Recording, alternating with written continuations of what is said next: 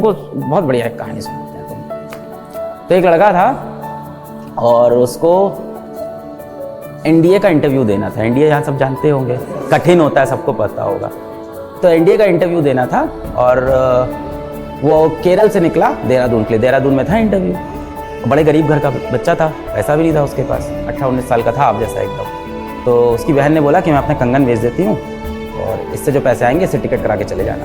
कंगन बेचने से इतने ही पैसे आए कि एक तरफ का टिकट हो पाया, दूसरी तरफ का हो नहीं पाया। और इंडिया में यदि आप सेलेक्ट हो जाओ तो आने जाने का आपको पैसा वापस मिले। तो उसको पूरा भरोसा था कि मुझे आने जाने का पैसा मिल जाए। वो पहुँचा, ठीक है। उस बच्चे को पायलट बनना था तो गया भाई देहरादून में एनडीए के इंटरव्यू में और रिजेक्ट हो गया।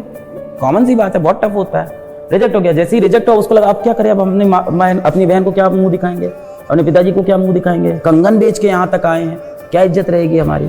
तो वो बच्चा चला गया पहाड़ की चोटी पे और चोटी के नीचे थी गंगा नदी।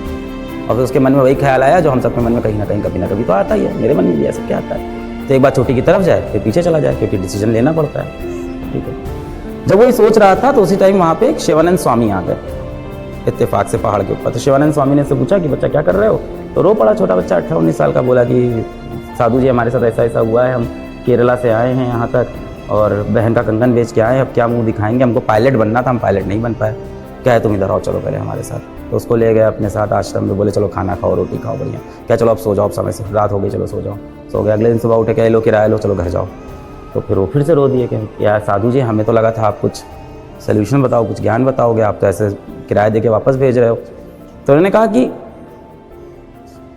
तुम पायलट आज इसलिए नहीं बन रहे हो क्योंकि भगवान ने तुम्हारे लिए कुछ बहुत बड़ा प्लान कर रखा है।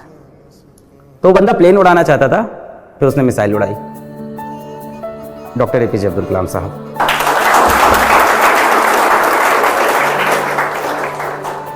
ऐसी बहुत सी कहानियां आपको मिलेगी जहां इंसान बहुत सारा संघर्ष कर रहा था। सो बी पेशेंट। लोग उस बैकग्राउंड से निकल के जीवन में बहुत कुछ कर रहे हैं। देखो जिसके 480 आ रहे हैं उसको लग रहा है 500 क्यों नहीं आ रहे, जिसके 500 आ रहे हैं उसके 550 क्यों नहीं आ रहे, 550 आ रहे हैं तो 660 क्यों नहीं आ रहे, 660 आ रहे हैं तो 720 क्यों नहीं आ रहे। तो किसी की इच्छाएं कभी खत्म नहीं होती है, ये हमेशा इंसान के मन में रहता है। भाई जो साइकिल चल रहा है उसको लग रहा है कि बाइक कब आएगी, बाइक है तो कार है तो जगुआर कब आएगी, जगुआर है तो बेबी कब आएगी।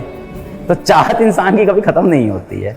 तो इंसान के पास जितना है उसके लिए सबसे पहले भगवान से आपको शुक्रमंद होना चाहिए कि इंसान के रूप में आपको पैदा किया। सबसे बड़ी बात, आपको क्षमता दी है जीवन में कुछ भी हासिल करने की।